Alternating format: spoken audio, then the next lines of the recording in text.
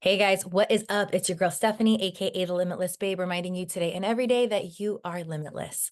So, today I want to talk about something that I discussed in one of my shorts, and that is pouring life into your kids. So, primarily, I am talking to the moms right now, but fathers, your voices are extremely important as well here. So, please, if you're around, stay tuned.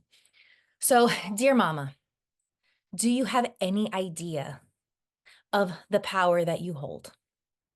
Do you have any idea how valuable the words that you speak to your children and over your children are?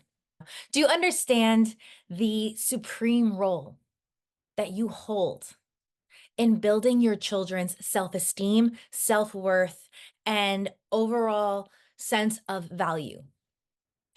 If you don't, please stay tuned. If you do, please stay tuned. So, I'm going to tell you right now, you are the number one voice in your children's head when they think of their self worth. Okay. You lay down the foundational bricks. So, what kind of bricks are you laying? Is it a strong foundation? Is it a wobbly foundation? Is it a foundation that already has black mold?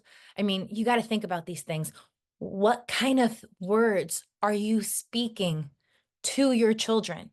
And I understand, listen, I'm a single mom.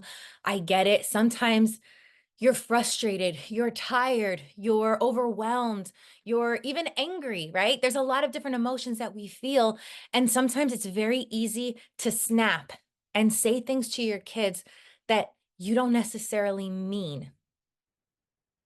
But do you have any idea of how heavily those words land, especially on young minds? And I'm not sitting here judging and saying that you have to be perfect all the time. Okay. We're never going to be perfect all the time. We're all going to have moods. We're all going to have bad days. Right. But this is where, and I've talked about this in my video about repairing relationships and building healthy relationships. This is where building the emotional bank comes into play. And also where being able to do repair work comes into play. So I'm going to take the emotional bank first, and then we'll discuss repair work, right? So the emotional bank, what is that? This is the day-to-day, almost mindless, effortless things that you say to your kids. So for example, how I build the emotional bank in my home is absolutely every night without fail at bedtime. We say our prayers, we have a book, we do our, nighttime ritual, but then we also have a couple minutes where I just pour and speak positivity over my daughter. And I look at her and I say, babe, you are brave. You are powerful. You are strong. You are gentle. You are kind. You are compassionate. You are honest and respectful. You are beautiful. You're smart. You are funny and silly. You are compassionate. You are wise and intuitive and discerning. And I always finish it with you are valuable, you are worthy, and you are loved. Because I feel like those are the three most important things that most people today, most adults, are missing. They're missing that sense of understanding how valuable, how worthy, and how loved they are. And that's why a lot of adults act out. That's why a lot of adults have anger problems. That's why a lot of adults self sabotage and do all these other crazy things. It's because they were not poured these beautiful words over them. And it wasn't by malintention of their parents, right? It was just life. It was the time. It was the generation. It was so many other things. But right now, we're in this very fortunate place of we know better, so we get to do better. Okay. And I will also say, I just gave you guys like an example of, a nighttime rundown. The words that I speak sometimes change. Sometimes it'll be, you're capable, you're assertive, you are grounded, you are peaceful and joyful. I'm gonna always like throw in different words. She loves when I say like, you're a miracle, you're wonderful. You know, um,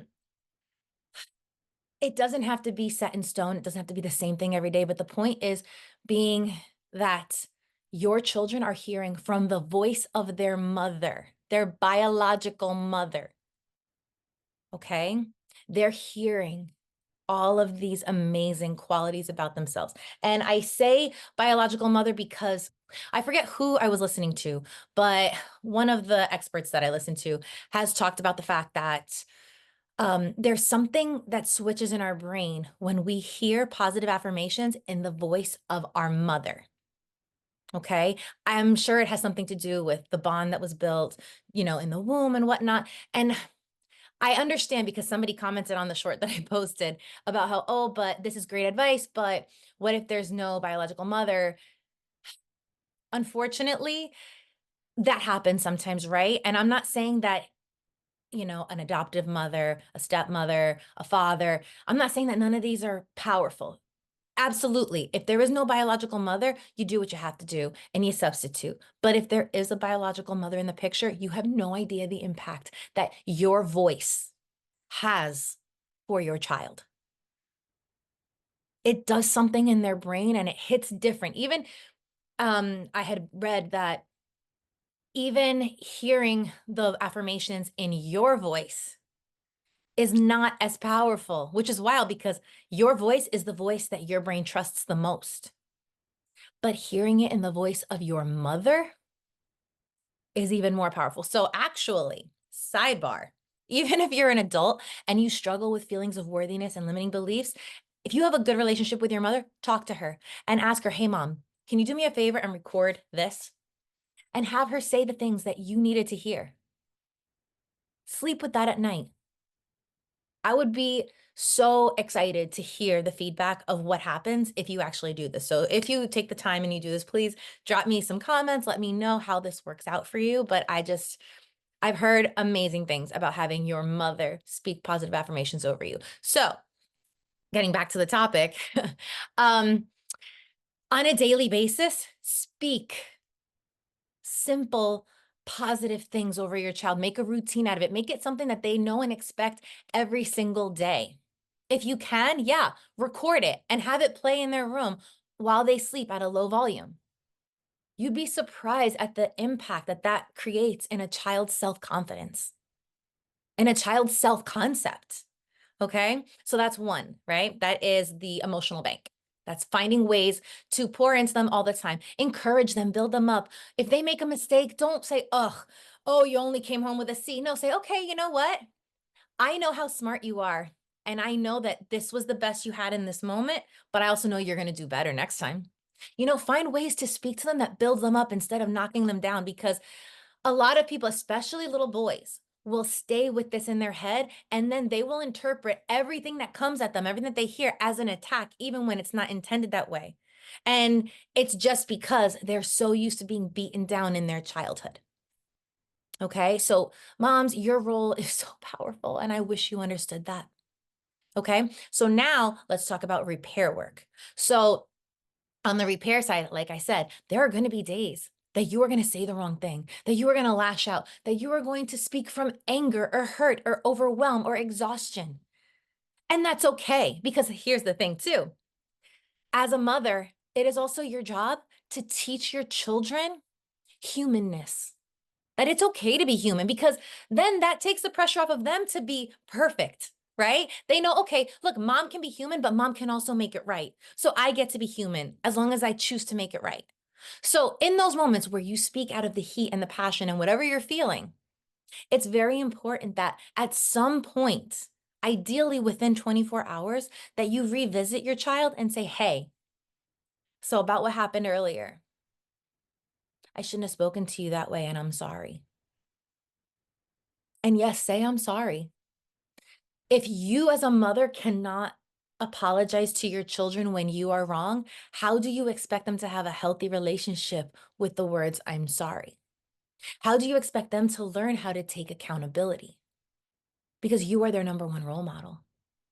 Okay. And again, if done correctly, it doesn't make you look weak. It actually builds their respect for you.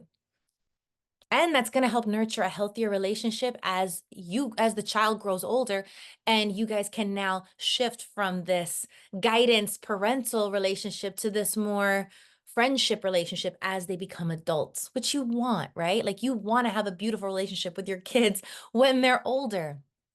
So Again, I think it's super valuable for all the mothers out there to really take notice of, are you building their emotional bank of positivity within them on a daily basis? And when you go wrong, and I don't say if, I say when, because we all go wrong.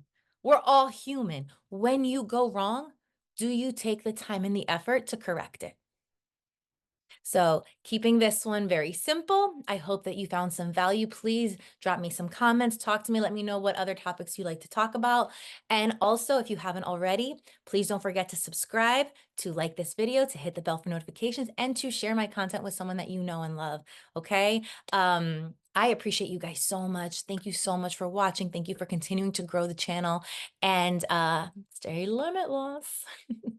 Love you guys. Bye.